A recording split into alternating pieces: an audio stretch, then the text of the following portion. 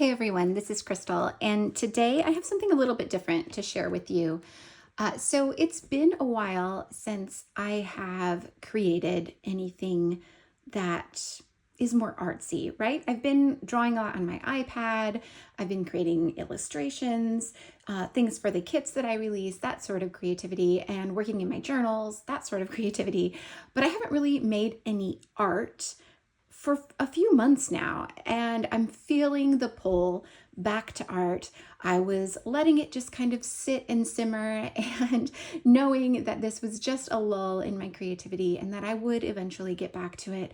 And with the new year, I am feeling like it is finally time to restart my art journal practice. So to make it simpler for me, to make it something that I can follow through with and commit to doing every day for at least a few minutes each day, I've put together just a little art journal kit for myself so that I don't feel overwhelmed, right? So I don't feel like, gosh, I don't even know where to start. I have a limited palette, a limited number of supplies, and I can literally just pick this little container up, take it with me to any part of the house that I feel comfortable in, and start creating. So I thought I would walk you through what I've chosen for my limited supplies for, I'm not going to say for any particular amount of time until I'm tired of them, until I'm done with this palette and I'm ready to move on. This is really just to get me back into the swing of things, just to get me started again creating. So let me show you what I have. First of all, the art journal that I'll be using is this handmade art journal. I made this myself. I actually have a few of these for sale in a local shop, and I have a few extras that I am planning to list on my website if you are interested. They are vintage books with watercolor paper inside. This is, I think it's 90-pound watercolor paper. It's a little bit thinner than what I would use for like a watercolor print, but it works well in a journal. There are quite a few pages. You can see it's fairly thick. It's all hand bound. If it's something you're interested in, let me know, and I will be sure to let you know when I have them listed in the shop. So this is what I'm going to be using. This is a brand new one for me, fresh start for a fresh year. And then because I always start with watercolor, I did choose a palette. This is, let me open it here. This is a bunch of samplers from the Art of Soil. So these are natural soil watercolors. You can buy them in these little tabs. They come on paper sheets. I just transferred them to this empty palette just to make it easier for me so I could have them all in one place. But you can see this is the swatch sheet for that. So that is what I'm going to be using. This is where kind of any other color outside of the palette that I've chosen will come from. Then I have also chosen, sorry for the noise, these dip pens because I've been wanting to play with them. I always like to include a supply that I've just been itching to play around with when I do a limited palette, a limited supplies kind of situation like this. I always include at least one thing that I'm just like, oh, I really want to incorporate more of that into my art so that I can start playing around with it and figure out how to make it work. These are dip pens that I have had literally for decades. I think I got them in high school or shortly thereafter, and I just turned 47, so it's been quite a long time. I have no idea how I'm going to use them, but I want to figure that out. So that's part of this process. So I have those in the same little container that I've literally had them in since I got them. I think this is even older. This container, I think, if anybody remembers like the current catalog from the 90s, my mom, I'm pretty sure, bought some little set or was gifted some little set from the current catalog. And this is from that, and I still have it. And that's where my dip pens live. Anyway, side note. Okay, so let me actually show you where I started. So I'm going to grab these. I have 6 Neocolor 2s in here, and this is kind of where I got my color palette from. So I chose these. I did swatch my entire collection of Neocolor 2s recently, and I grabbed just ones that spoke to me. I knew I wanted to use indigo. Indigo is always a color that I gravitate towards. So I wanted to use that one. And this is a palette that I come back to fairly often. It's one that I love working with. So I knew I would feel comfortable with it, which when you're just getting back into the swing of creating again, feeling comfortable with the palette is a good idea. So this is the color palette that I've chosen. This is where I started. So based on that, I also chose, some Prismacolor colored pencils. Oops, not that one.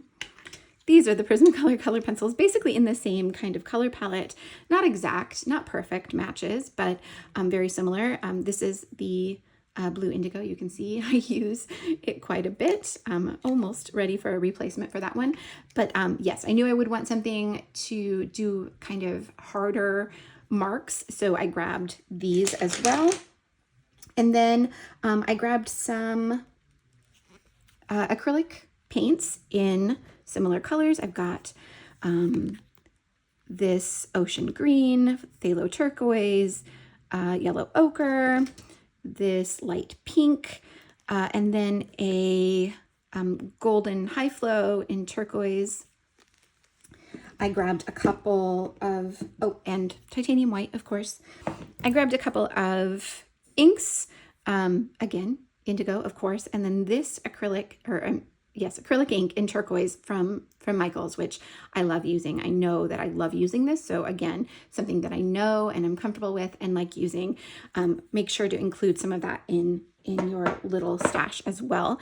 A couple things for mark making. I have this, I don't actually know what it's called. It's just black ink. It's a black ink, like calligraphy brush pen. You can see maybe. I love using this in my art journal. So I made sure to grab that. And then I Derwent sketching pencil, a dark one, because I have other marks that will be lighter. So I wanted something thicker and darker. And then a few Posca pens in coordinating colors, and this one Caron calligraphy pen brush marker pro in soft peach, because I know it matches the color palette I've chosen, and I love using this for kind of initial marks on a page as well. And then a couple tools that I really wanted to play with. Oh, I almost forgot. I do have some white gouache to play with the watercolors that I've chosen. A couple catalyst tools to just make some interesting marks on my page. And then I didn't pull any brushes. I will pull brushes from, I have a little container of brushes off to the side. I will just pull those as I feel like using them. But I wanted to give myself, somewhere to start that was fairly limited. So this is what I have at my disposal. And this is what I'm going to be creating in this journal with, at least for now. And then again, like I said, when I get tired of this palette, when I get tired of these supplies, I'll just switch them out until I'm ready to just dive back into my full stash again.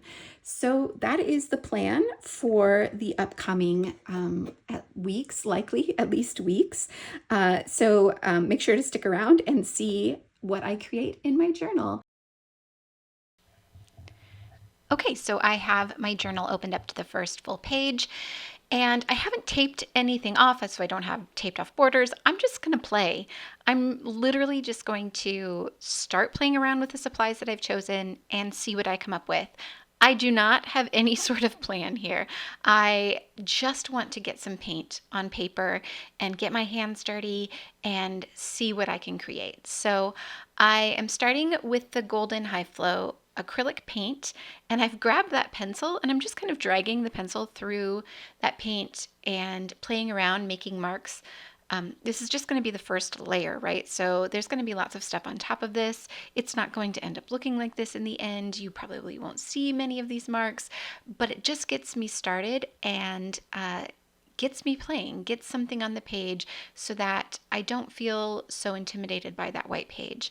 I even dip my pencil in the water because it has some paint left on it. So I'm literally just playing around here. I've started just working on the left-hand side. At first I was thinking I was only going to do one single page, but I eventually start working on the other page as well, and I will do a full 2-page spread in my journal here. You can see the 3 brushes that I've chosen off to the side. I've grabbed one now, dipped it in water. This high flow acrylic paint is very dark when you first place it on the page, but as you add water and spread it around, you can see it's this really gorgeous turquoise color. So I am just spreading it around a little bit, getting some variation in tone. And then I grabbed that Brush Marker Pro. You can see it's a very subtle color.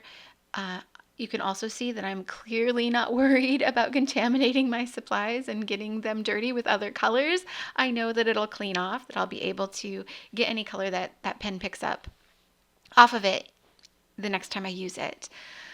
So I've grabbed the titanium white paint. This is a heavy body Liquitex paint, and I've grabbed the Catalyst spatula, and I'm just going to start putting some white paint down over the top of that turquoise paint. And you can see it lightens it up, it spreads it out, it gives some really great texture. And again, I am just playing here. And this is where I realize, okay, I need to wipe some of this off. I might as well add it to the second page and start working on that page as well. So my goal here is just to have fun, just to get used to my supplies again. This is just in my art journal, so it's not going to be framed. It's not some masterpiece. It's just a way for me to reintroduce myself to my supplies, have a little bit of fun, feel that creative outlet, and maybe, hopefully, come up with some ideas for something that I can use in an actual piece of art in the future. And if not, maybe come up with some things I definitely don't want to do in a piece of art in the future. So it's not complicated. It's not high pressure. It's just playing. So I'm not going to talk through this entire process. I just kind of wanted to get started. The other thing I wanted to mention is that I don't have a palette here. You can see I am literally just taking paint directly out of the tubes with either my Catalyst tool or my brush. I don't mind doing that, even though a little bit of paint usually gets kind of mixed into the paint. It comes off the next time I grab paint from that tube. It just stays at the top, so it doesn't really contaminate the paint. I'm not super worried about that. I certainly could have grabbed a palette, and that probably would have been a good idea, but sometimes you're just going with what's at your disposal, right? Just what's at hand. So I didn't grab a palette to add to this little stash kit. So that's what I'm working with. I'm not working with a palette. In the future, I will definitely grab a palette and work with a palette and this kit as well. Okay, so like I said, I'm not going to talk through this whole thing. I'm going to let you watch. I didn't speed this up, so this is real time. You're going to see me make decisions in real time. If there's anything else I need to say, I will come back and say it. Otherwise, I'm just going to leave you with some music, and I hope you enjoy this process. Thank you so much for watching, and I'll see you back here soon.